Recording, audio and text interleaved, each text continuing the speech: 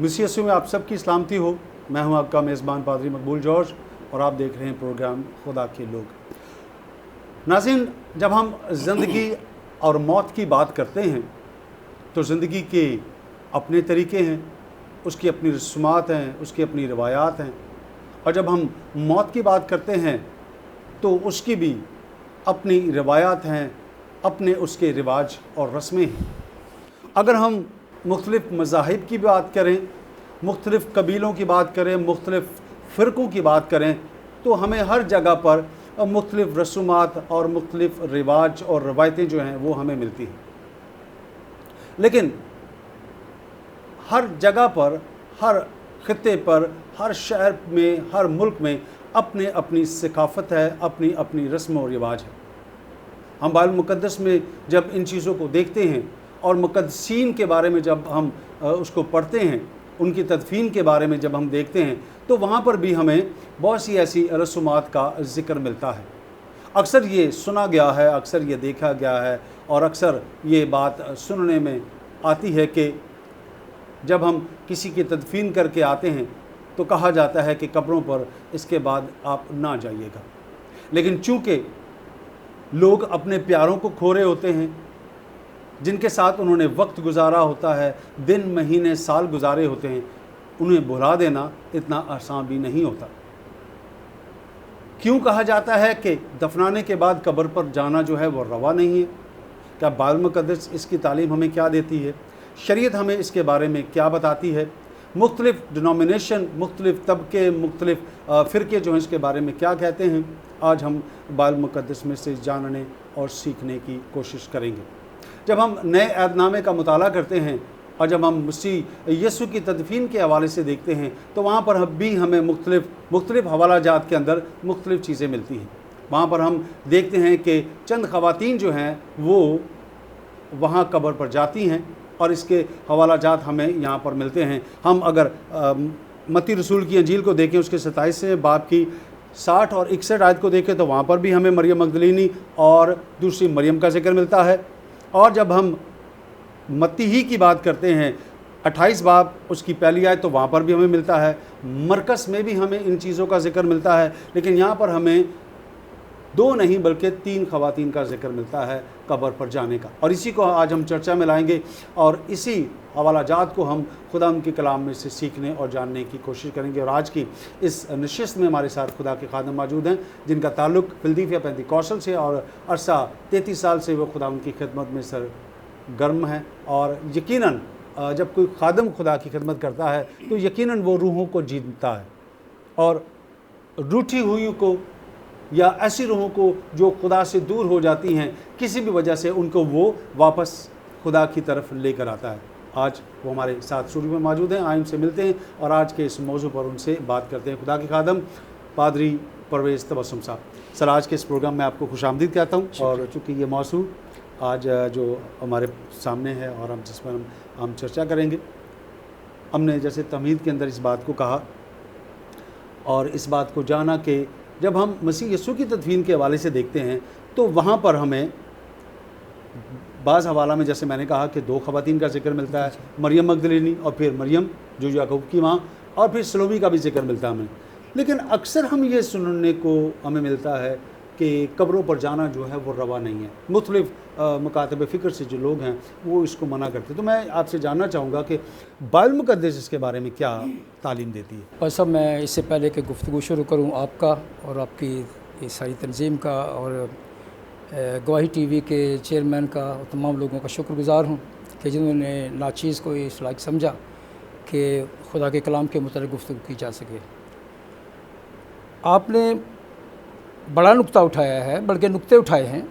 तो इसमें ऐसा है कि कलीसिया पाकिस्तान के लिए और कलीसिया जहान के लिए खुदा अपने लोगों में दर्द रखता है, अपने दिल में दर्द इसलिए रखता है ताकि लोग उसके कलाम को जानें और उसके मुताबिक चलने की कोशिश करें। इसमें 3 चीज़ें बड़ी अहम हैं, रस्मी तौर पे, रिवाजी तौर पे और इलाहियात के तौर से। ज़्यादातर जब हम कलाम मुक़द्दस का मुताला करते हैं तो हमें ये पता चलता है शरीयत में कि कब्र पर जाना दुरुस्त नहीं है। और अगर कोई शख्स शरीयत के लिहाज से किसी मुर्दे को या किसी लाश को हाथ लगा देता है तो 7 दिन तक वो नापाक रहता है 7 दिन तक। जी, ठीक है। तो इस सारी गुफ्तगू में जो हम करेंगे, खुदा हमारे साथ रहे, तो हम क्योंकि उसी को इज़्ज़त देने के लिए बैठे हैं, तो इसमें ऐसा है कि हमें अकायद को जानना है कि हमारे अकायद क्या हैं, हम किन अकीदों पर चल रहे हैं, क्या वो कलाम के मुताबिक हैं या कलाम के मुताबिक नहीं हैं, या हमारे बुज़ुर्गों ने उनको तामीर किया है या बनाया है ताकि हम उन पर चलते रहें, रस्मी या रवाजी तौर पर इसको लेके आएँ। हाँ जी। तो हमें कलाम मुक़द्दस में बहुत सारी जगहों पे ऐसा मिलता है, लेकिन कहीं ऐसा भी नहीं मिलता कि कोई लाश को छोड़कर चला गया हो, जैसे कोई मर गया उसको छोड़ दिया हो। बाकायदा उसकी तदफीन होती है, बाकायदा रसूमात होती हैं, और बाकायदा तौर पे वो खुदा की शुक्रगुजारी करते हैं, बाकायदा तौर पे खुदा के खादिम और दुनिया वहाँ जमा होती है, और वो खुदा की शुक्रगुजारी करके वो खुदा के कहने के मुताबिक, जैसे कहा है कि तू खाक के साथ खाक मिल जाएगा, और इसी तरह उस रस्म को, खुदा के अहकामात को, खुदा के काम को, खुदा के कलाम को पूरा करके वापस आते हैं। और इसके बाद जब हम ये कहते हैं कि दोबारा कब्र पे नहीं जाना चाहिए, जैसे आप फरमा रहे थे, तो रिवाजी तौर पर भी, रस्मी तौर पर भी और इखलाकी तौर पर भी ये दुरुस्त नहीं है।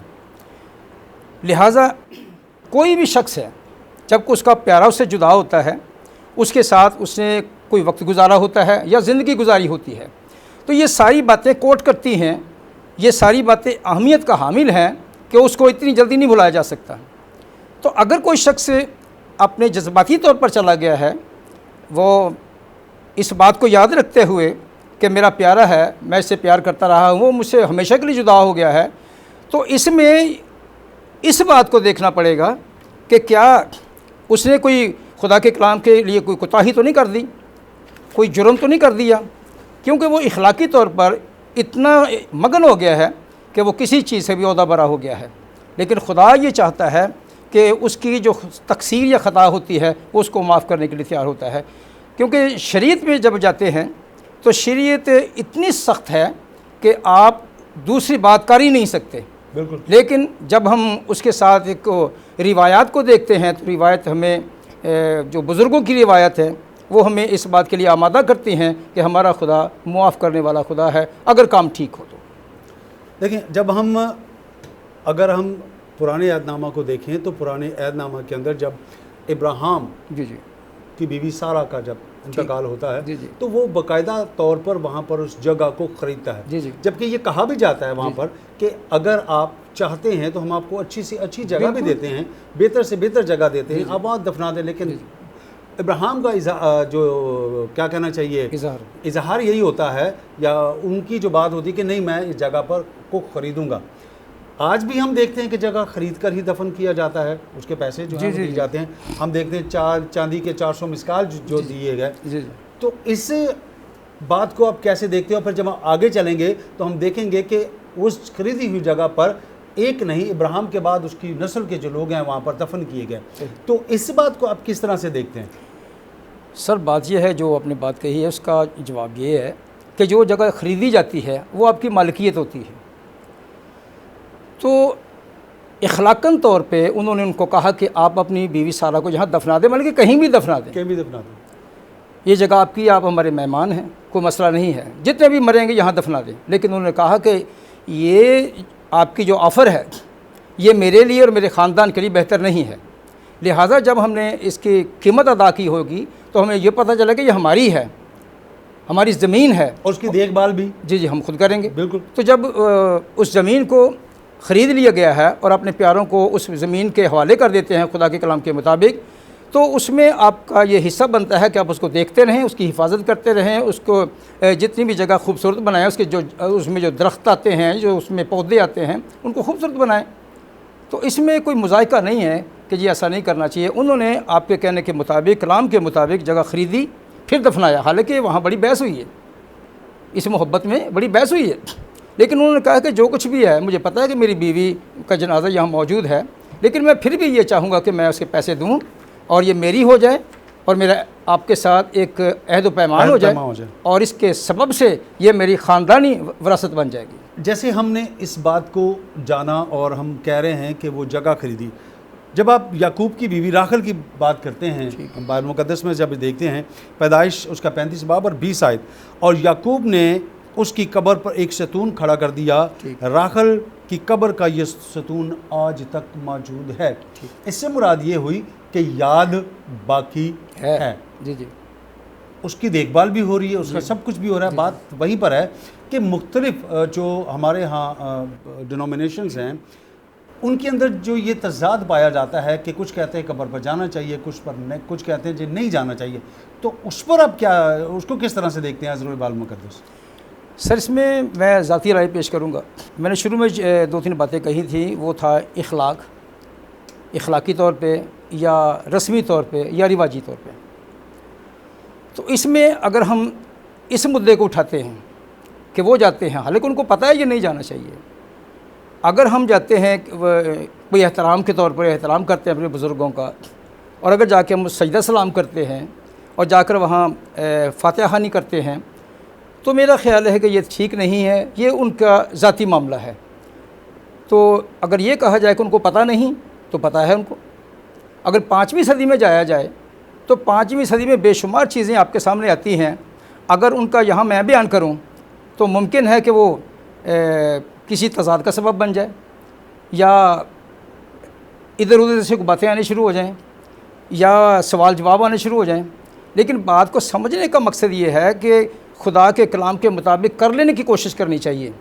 और अगर वो ऐसा करते हैं, कब्रों पर जाते हैं, जैसे हमारे पड़ोस में हैं, और वो मुर्दों की ईद मनाते हैं, हालांकि मुर्दों की ईद तो नहीं होती, मैं तनकीदी तौर पर नहीं कह रहा, मैं तमीरी तौर पर बात कर रहा हूँ कि उनको भी पता है ये ठीक नहीं है, लेकिन उनके ये अकायद हैं, वो इन अकीदों पर चल पड़े हैं। जब वो इन अकीदों पर चल पड़े हैं तो मेरा ख़्याल है कि उनको इन बातों में ख्याल करना चाहिए, ख्याल करने की ज़रूरत है। जी जी। ज़माना कदीम से लेकर आज तक, जी जी, हम आज अगर टेलीविज़न पे भी देखें, आज अगर हम इंटरनेट खोल के देख लें, तो हमें मकबरे भी मिलते हैं। जी जी, मुख्तलिफ हमें और भी बहुत सी चीज़ें मिलती हैं, वो पहले भी बनती रही हैं, जी जी, आज भी बन रही हैं, और जब तक ये ज़माना है बनती रहेंगी। मैं सिर्फ आपसे ये जानना चाहता हूँ कि जो शरई तौर पर क्या बाइबल मुक़द्दस इनकी इजाज़त देती है या नहीं देती है? हम सिर्फ बाइबल मुक़द्दस की बात कर रहे हैं, हम किसी और तरफ नहीं जा रहे। ठीक है। क्या बाइबल मुक़द्दस इस चीज़ की इजाज़त देती या नहीं देती? जब हम नए अदनामे को मुताला करते हैं तो मजूसियों को देखते हैं कि मजूसी आते हैं हेरोदिस के पास, क्योंकि मजूसी इल्म फ़लकियात के माहिर हैं, उनका मज़हब के साथ कोई ताल्लुक़ नहीं कि वो मजहबी हैं, वो फ़लाँ हैं, वो डिमके हैं, वो ऐसे नहीं हैं, बल्कि उनका ताल्लुक़ सिर्फ़ उनके अपने इल्म के साथ है। और जैसे भी कोई बड़ा काम होता या कुछ, जैसे कोई किसी इलाके में किसी मुल्क में बादशाह पैदा होता है तो वो उसकी ताज़ीम में पहुँचते हैं और जो कुछ ले जाना चाहते हैं ले जाते हैं। और मैं और आप भी ये जानते हैं कि अगर कोई शख्स बादशाह के पास कुछ लेके जाता है तो बादशाह खाली नहीं आने देता, इसको हम कहते हैं गिव एंड टेक। मजूसियों ने आके हेरोदिस बादशाह से ये पूछा कि यहूदियों का बादशाह जो पैदा हुआ है वो कहाँ है? तो हेरोदिस बादशाह और उसकी सारी कबीना, कलाम मुक़द्दस में लिखा है इंजील में, वो सब के सब घबरा गए, परेशान हो गए। उन्होंने यहूदी आलिमों को बुलाया, यहूदी आलिमों से मीटिंग की, उन्हें पूछा कि मसीह की पैदाइश कहाँ होनी चाहिए। तो लिखा है कि उन्होंने बताया कि मसीह की पैदाइश बैतलहम में होगी और वो दाऊद की नस्ल से होगा, उसकी असल से होगा।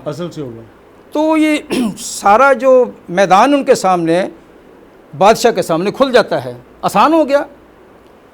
सो हम कलाम मुक़द्दस में ये पढ़ते हैं, आलिमों ने जब ये तय कर लिया, पता लग गया कि उनको बादशाह पैदा हो गया है, क्योंकि मजूसियों ने वो सहाइफ जो उनके पास थे, जो अम्बिया ने उनको बता दिया गया था, अम्बिया की वो सारी बातें, वो पेशन गोइयाँ वो जानते थे, क्योंकि बड़े ज़ीरक लोग होते थे। जैसे उन्होंने इनको पढ़ा, बादशाह को जवाब दिया कि वो पैदा अगर होगा तो वो बैतलहम में होगा, दाऊद की असल नस्ल से होगा। तो यहाँ हम देखते हैं कि उस वक्त से लेके आलिमों ने ये तय कर लिया कि अब मुर्दों को दफनाना नहीं है बल्कि रखना है। उन्होंने रखना शुरू कर दिया और इस तरह से मकबरों का आगाज़ हो गया। पहले लोग दफनाए जाते थे और इस बात के बाद जो यहाँ यरूशलेम में हुई है हेरोदिस के साथ, इसके बाद उन्होंने मुर्दों को रखना शुरू किया। जी जी, जैसे मुर्दों को रखना शुरू किया है तो खुदावंद यीशु मसीह की पैदाइश से कुछ देर बाद रखने शुरू हो गए और ये कब्र एक मकबरे की शक्ल इस्तेमाल करती है। और मकबरे भी जब बनाए जाते थे नबियों के, तो उनमें जो यहूदी आलिम होते थे जो मकबरा बनाते थे, उनके मुतालिक कलाम मुक़द्दस में लिखा है, खुदावंद यीशु मसीह ने कहा है, बड़ी तनकीद की है कि तुम नबियों को कत्ल करने वालों की औलाद हो, नबियों के कातलों की औलाद हो, उन्हीं के तुम मकबरे बनाते हो। क्यों? मकबरा बनाने से, जब मकबरा बनाओगे किसी चीज़ का, तो जो लोग विजिटर आएंगे वो विज़िट करेंगे और वहाँ एक डब्बा रखा होता है, उसमें वो हदिया डालेंगे, चला जाएंगे, यानी कि एक सिलसिला शुरू हो गया, ये आमदनी शुरू हो गई। इस लिहाज से ये मकबरा वहाँ पर जायज़ हो गया। लेकिन ये नाजायज़ भी नहीं हुआ कि ये होना नहीं चाहिए था। लेकिन ज़्यादातर जो इसमें कम है वो है इनकम का। इनकम कैसे आएगी? क्योंकि यहूदी आलिमों ने जब से ये दुनिया आई, जब से यहूदी आए या आलिम आए, तो इन्होंने कुछ ना कुछ नया घड़ा है और ऐसा किया है कि अपने तौर से अपना कुछ बयान करने की कोशिश की है। ये मज़हब से हटकर है। जी जी, मज़हब से हटकर है। सर यहाँ हम ब्रेक लेंगे, ब्रेक के बाद आकर हम यहीं से सिलसिला शुरू करेंगे। नाज़रीन, यहाँ पर हम छोटी सी ब्रेक लेंगे, हमारे साथ रहिएगा, कहीं मत जाइएगा, स्टे विद अस।